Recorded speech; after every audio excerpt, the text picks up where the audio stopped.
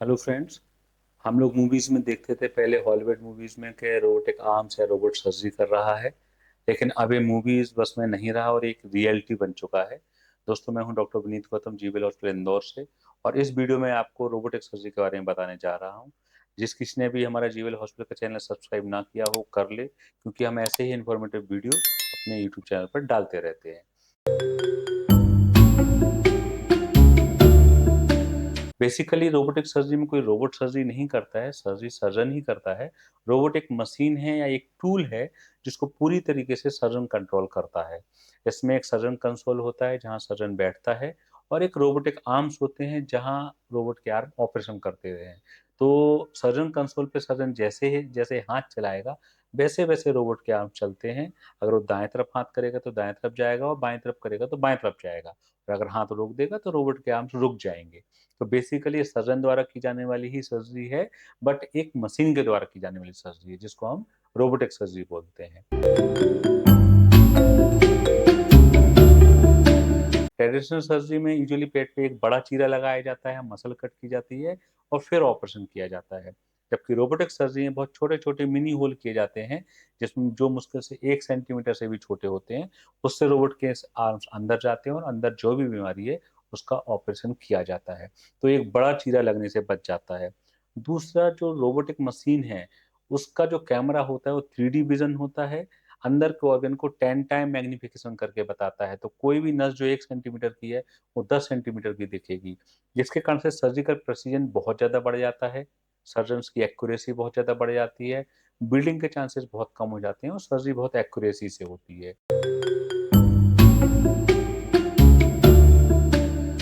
अब जब इतनी सारी एक्यूरेसी से की जाती है, बड़ा चीरा नहीं लगता है, तो सर्जरी के बाद मरीज की रिकवरी भी बहुत फास्ट होती है।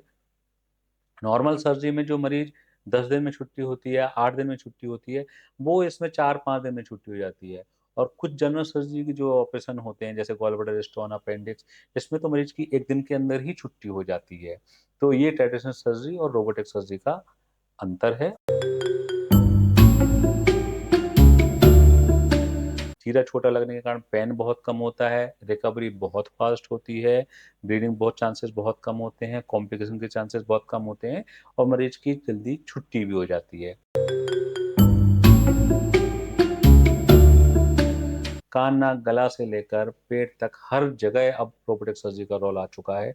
चाहे हम जनरल सर्जरी की बात करें जिसमें गॉल ब्लैडर स्टोन की सर्जरी हो, हर्निया की सर्जरी हो जिसमें चाहे इंग्वाइनल हर्निया हो, हाइटस हर्निया हो, अम्बिलिकल हर्निया हो या अपेंडिसाइटिस हो, सब में रोबोटिक सर्जरी बहुत अच्छे से की जाती है, बहुत अच्छे रिजल्ट हैं। फिर हम गैस्ट्रोइंटेस्टाइनल अगर कैंसर पे जाते हैं, जैसे ईसोफेगस कैंसर हो गया, कोलोरेक्टल कैंसर हो गया, स्टोमक कैंसर हो गए, या पेट का और कोई भी कैंसर हो गया, इस सब में भी रोबोटिक सर्जरी का बहुत फायदा है। और दोस्तों, सबसे ज्यादा फायदा ही कैंसर सर्जरी में है, क्योंकि नॉर्मल ट्रेडिशनली जो कैंसर की सर्जरी है वो चीरा लगाकर की जाती है, लेकिन रोबोटिक में मिनी होल से करते हैं और बहुत एक्यूरेसी से किया जाता है। आसपास का पूरा हिस्सा काट कर निकाला जाता है। तो जो एक्यूरेसी कैंसर सर्जरी के लिए चाहिए वो रोबोट से ही संभव है। तो इसका बहुत ज्यादा एडवांटेज है सारे गैस्ट्रिक कैंसर्स में। इसके बाद अगर हम यूरोलॉजी सर्जरी में जाएं, जैसे प्रोस्टेट की सर्जरी हो गई, प्रोस्टेट कैंसर हो गया, यूरिनरी ब्लैडर कैंसर हो गया, किडनी कैंसर हो गया, किडनी के सिस्ट हो गए, इन सब में रोबोट का बहुत ज़्यादा रोल है। और आज की डेट में वर्ल्ड वाइड सबसे ज़्यादा रोल ही यूरोलॉजी सर्जरी में है। इसके अलावा अगर हम गायनी सर्जरी जाते हैं, जिसमें हिस्टेरेक्टोमी या बच्चादानी को निकालने का ऑपरेशन हुआ, जिसमें यूटेरस को रिमूव करते हैं, या वेजाइनल प्रोलैप्स हो गया, यूटेराइन प्रोलैप्स हो गया, इन सब में भी रोबोट का बहुत अच्छा रोल है। तो दोस्तों, पेट में किसी भी प्रकार की बीमारी है, हर बीमारी में रोबोट का रोल है। अगर किसी को भी इस तरह किसी कोई समस्या है, या परिवार में किसी को भी इस प्रकार की कोई समस्या है, तो उनको तुरंत रोबोटिक सर्जरी का फायदा उठाना चाहिए। सबसे बड़ा इशू जो लोग कॉस्ट का सोचते हैं, दोस्तों, पहले रोबोट हमारे भारत में नहीं बनता था, अमेरिका या बाहर कंट्री में बनता था, तो रोबोटिक सर्जरी की कॉस्ट बहुत ज़्यादा होती थी। लेकिन अब पिछले 2 साल से हमारे भारत में ही सारा असेंबल होने लग गया है, रोबोट बनने लग गया है, तो कॉस्ट पहले की आधी बची है। अगर पहले किसी सर्जरी में 3 लाख लगता था, तो वही सर्जरी अब लगभग 2 लाख रुपए में हो जाती है। तो अगर किसी को भी दिमाग में नहीं लाना है कि रोबोटिक सर्जरी तो बहुत महंगी होगी, अब बहुत अफोर्डेबल हो चुकी है, सस्ती हो चुकी है, ईजिली अवेलेबल है। जीवेल हॉस्पिटल मध्य प्रदेश में हमारा पहला अस्पताल है जिसने रोबोटिक सर्जरी की सुविधा उपलब्ध कराई है। यहाँ सब प्रकार की रोबोटिक कैंसर सर्जरी भी की जा रही है। अगर किसी को भी किसी प्रकार की कोई समस्या है तो उसको पहले सर्च करें, और अगर रोबोटिक सर्जरी का रोल है तो उसमें डेफिनेटली रोबोटिक सर्जरी को ही प्रेफरेंस देनी चाहिए। नमस्कार।